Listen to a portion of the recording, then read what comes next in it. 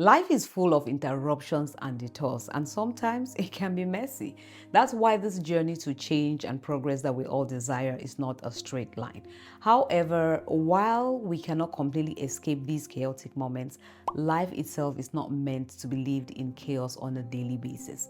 So, if lately every season of your life feels like deja vu, every week looks exactly like the previous one, with the same frustration, the same unwanted results. You wake up every morning already feeling stressed, overwhelmed, even before the day begins. You feel like your business, your career, your ministry, the things you're doing are running your life instead of you running them. If over and over you keep making the same relationship mistakes, the same financial mistakes, then it's no longer just a chaotic moment or season. It's a cycle. You may be stuck in a loop that you've not taken the time to identify and break. But here's the good news. Cycles can be broken. I've been in cycles myself that stole my joy, kept me feeling stuck. But when I finally had the courage to admit that, Chantal, this is not just a hard season. It's a cycle, it's a repeated pattern. And then I slowed down and put in the work to break it. I finally gained clarity at another level. It became clear to me what lane I should be walking in. And above all, I gained the momentum to honor and to start executing the things God had put in my heart to do. And that's exactly what I want for you. So in today's video, let's look at 4 key insights on how to identify and break the cycle keeping you stuck. By the way, I'm Chantal, and here I share content that helps you to gain the mindset, habits, and even more importantly, the inner transformation you need to finally go from just thinking and planning to actually executing the things that God has put on your heart to do. If that resonates with you, then please consider being a part of this beautiful community. Now you may be saying, Chantal, what if I'm just in a season of preparation?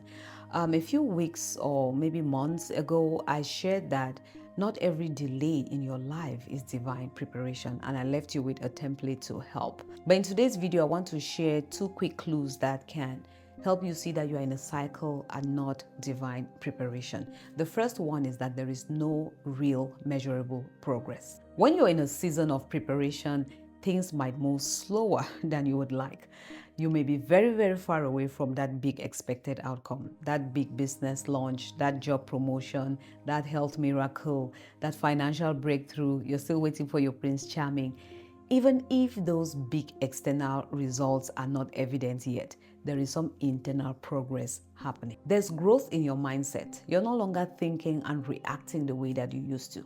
Your knowledge is increasing, your skills are improving, character is being built. Your circumstances may not change, but your perspective and how you walk through those circumstances are changing. You can come to the end of a hectic day and you look back and you're like, wow, today was even more hectic than yesterday. But somehow I went through it with a lot more joy, peace, and grace. That's progress. That's growth. That's you increasing your capacity to handle the breakthrough you're waiting for. But if none of that is happening, if you're not seeing small internal and external shifts, then you're most likely stuck in a cycle dressed up in the spiritual language called season of preparation. The second one is that there is no peace or sense of alignment. You see, preparation seasons can feel uncomfortable. Sometimes you can even panic and make impulsive decisions and try to get out of that season. But at the end of the day, there is this peace within. There is just this quiet knowing, this subtle assurance that everything is going to be okay, that something is being built within you for what is coming up next. Even when you wake up on those difficult days, you don't feel disconnected with your assignment. But when there is no peace, your focus is scattered, your life just feels like it's in a rush, you're constantly bulldozing yourself through everything, fighting invisible battles. When you're never fully present, you feel so disconnected with yourself, the work you're doing, your loved ones, and even God, then it's not preparation, it's a cycle. Now you may say, I'm a little bit confused. I see myself a little bit at both ends. I want to let you know that both preparation and cycles can coexist. On one hand, God can be preparing you for what's coming next, but then you're stuck in this cycle that keeps pulling you back and prolonging that waiting season. The first step to break this is to grow in awareness and increase in knowledge. How aware are you about where you are and what's happening in your life right now? We often hear that success leaves clues, but what I've come to realize is that failure leaves clues as well.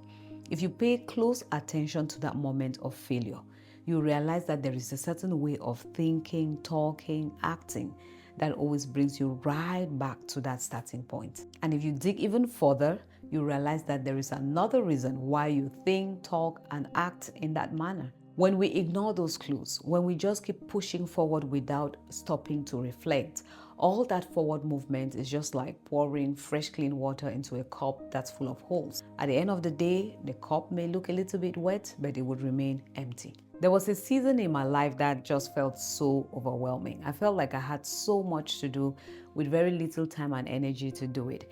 And I would go to bed at night feeling so frustrated because I gave it my all, but it still did not move the needle towards my goals. So I concluded that I had a time management problem, and I did what everybody would do, try to fix it. So I would lean more towards time management videos. My husband and I would sit and try to build systems for the family, for myself, just anything to help.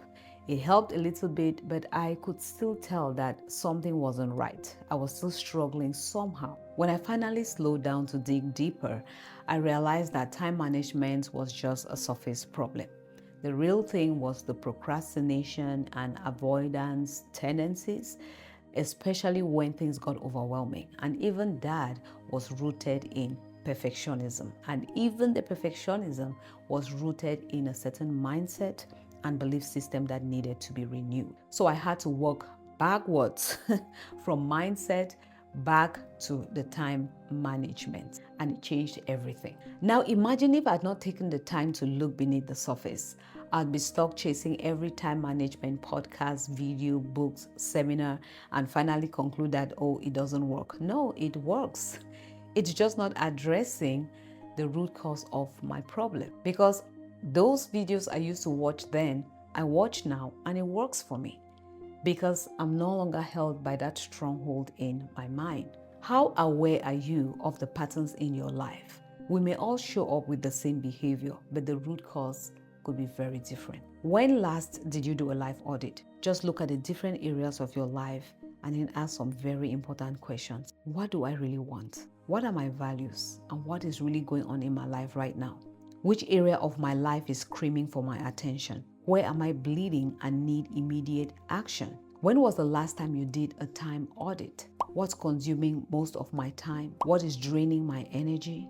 What's occupying my mental space? You can also ask questions like, is what I'm experiencing a spiritual, mental, physical, or even biological issue? Let me share with you another story. A little over a year ago, I experienced a sudden shift where my energy went down, my mind felt cluttered.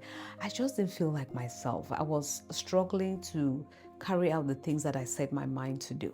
Initially, I panicked, but then when I finally sat down to just ask myself the right questions, I realized that part of it was that I was experiencing some hormonal changes, and it required that I should approach my health differently. That simple awareness took away the fear and the panic that would have led to some impulsive decisions, and it also helped prevent something that was just biology from spiraling into something that may be harder to address, because negative self-talk was already coming in, self-doubt was already coming in. I was like, what is wrong with you? Are you just lazy? But alongside that awareness, add knowledge. Do you have the necessary knowledge to move you forward after that awareness?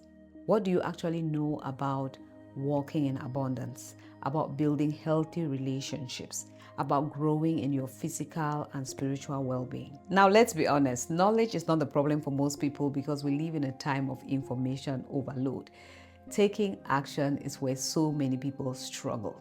And there are two key things that often hold us back from taking action, and that will bring us to the next two steps. Change your mindset, especially the mindset around your identity, because you always act in alignment with who you believe you are.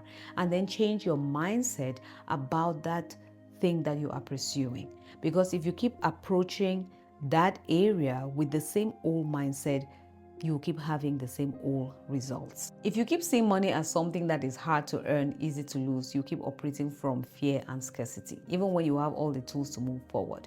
If you keep seeing discipline as punishment, something that is unattainable, instead of something that puts you on the path to a great harvest, you will never put in the work to build the habits that are necessary for success. People like that are often those who run for quick fixes. If somebody is promising you success with zero effort, run away. Because even if you decide to work smart and not hard, there is still some work to do. Now, if you swing to the other extreme, where you attach your value, worth, and identity to performance and to achievement, then the work of your hand becomes an idol.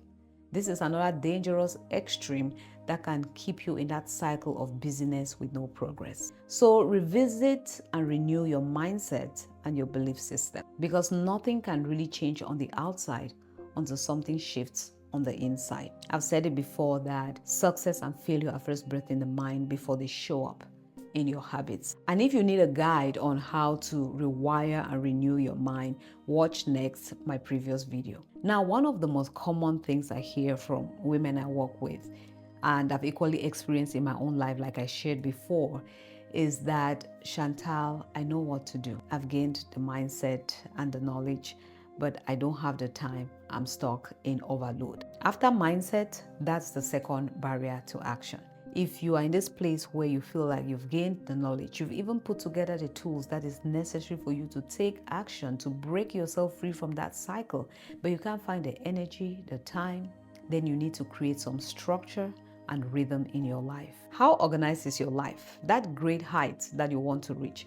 Can your current habits and routines sustain it? Can your prayer life sustain it? Can your thought life sustain it? It's difficult to walk into something that you've not yet grown the capacity to handle. And even if you force and push your way through, you may not be able to maintain it for a very long time. I've realized that whenever my capacity grows, I tend to step into some of the things I've been praying for. But not long after I get there, I start to feel the pressure even of that level, and it challenges me to grow even further. And without structure and rhythm, among the so many demands that we have in life, it can be very, very difficult to do the things that you really know that you have to do. You cannot sustain what you don't systemize. I say it from experience. Do you have a system that helps you show up consistently? And don't be frightened by the word consistently. Consistency is defined by you. There are areas in my life where consistency is me showing up every day. Other ones is every week. Another area is every month, according to how I have prioritized things in my life. And systems are not a one-time thing. They're continuously evolving. Just in the last 2 weeks, I got a big hit on my momentum. But what helped me to bounce back was that at least I already have a certain rhythm and routines that I follow. And secondly, that experience revealed to me or exposed the fact that I need to work again on my system, because systems are constantly evolving as new things get into your life, as life changes. Mindset and knowledge give direction, but structure gives stability and consistency.